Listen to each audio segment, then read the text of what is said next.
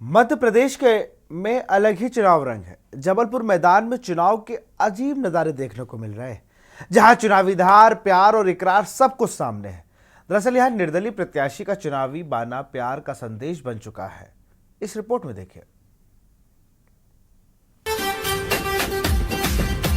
भारत के आम चुनावों को अमूमन दुनिया में लोकतंत्र का सबसे महान उत्सव कहा जाता है। इस मान्यता की वजह भी है। चुनावों के दौरान वोटरों और नेताओं के एक समान रंग, धूम और उत्साह शायद ही दुनिया में कहीं देखने को मिलते हैं।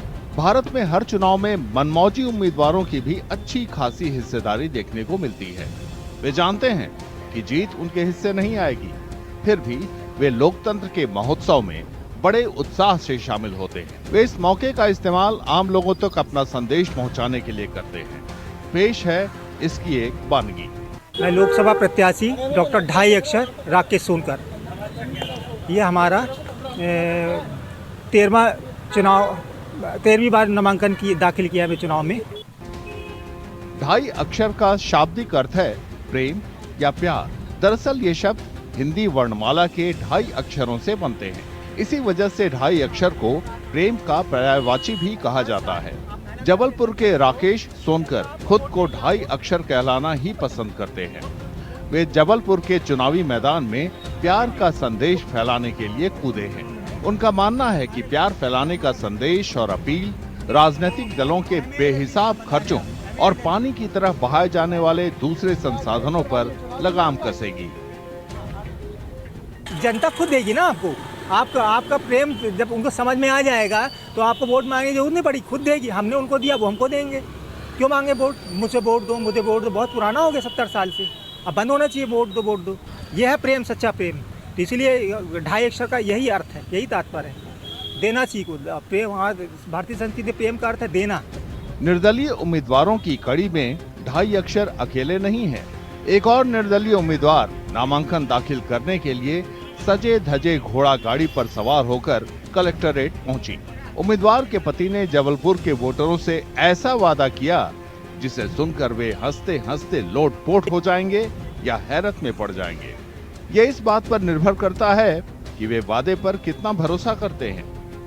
दादा बताइए, आप ये घोड़े में बैठकर क्यों आए हैं? हाँ, इसलिए कि मैं United State of Asia USA का प्रेसिडेंट हूँ और मेरी पत्नी Shashi Stella Louis vice president है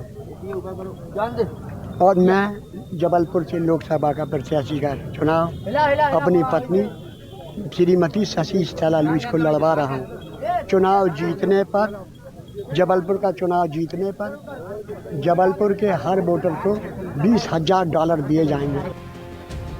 एक और निर्दलीय उम्मीदवार हैं विनय चक्रवर्ती। वे 10 रुपये और 5 रुपये के सिक्के लेकर नामांकन दाखिल करने जबलपुर कलेक्टरेट पहुंचे। उन्होंने नामांकन भरने के लिए सिक्कों के इस्तेमाल की वजह बताई। चिल्लर लेते जाने की सबसे पहली वजह रही थी हमारे चुनाव आयोग के सभी पदाधिकारियों द्वारा वहां पर डिजिटल सुविधाएं का ना होना। क्योंकि हम समय से पहले आज सबसे पहले फॉर्म लेने पहुंचे रहे, पर वहां पे डिजिटल सुविधाएं ना होने की वजह से हमने अपने पूरे व्यापारी संघ और जितने भी सहायक बंधु रहे उनसे वहां पर वो मुद्राएं राशियां बुलवाई और फिर वो आने पर वहां पे तुरंत सबमिट कर दी।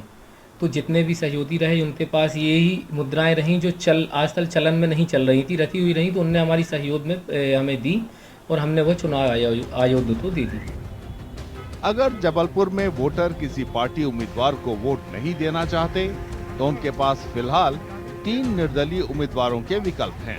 वैसे कोई भी इस बात पर शर्त लगाने को तैयार नहीं है कि 4 जून को वोटों की गिनती के बाद निर्दलीय उम्मीदवारों में से किसकी जमानत राशि सुरक्षित रहेगी।